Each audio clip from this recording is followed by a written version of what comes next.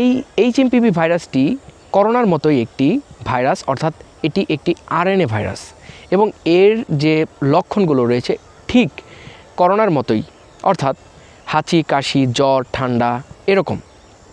এটার জন্য কোনো স্পেসিফিক বা স্পেশালাইজড কোনো বা আলাদা করে চেনা যাবে এই ভাইরাসটিকে এরকম কোনো লক্ষণ নেই।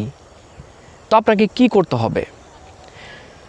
যুক্তরাষ্ট্রের সেন্টার ফর ডিজিজ অ্যান্ড প্রিভেনশনের একটি তথ্য অনুযায়ী এই HMPV ভাইরাসটি 2001 সাল থেকেই সারা বিশ্বে দেখা গিয়েছিল। পরবর্তীতে এর সম্পর্কে বা এতে মানুষ তেমন একটি আক্রান্ত হয়নি। তবে বর্তমানে চীনের এই রিসেন্ট আমরা দেখতে পাচ্ছি যে চীনে খুবই এই HMPVতে আক্রান্ত হচ্ছে মানুষ এবং আমাদের দেশেও আক্রান্ত হয়েছে। তো এখন আসুন আমরা আলোচনা করি যে এই HMPVর লক্ষণগুলো কী।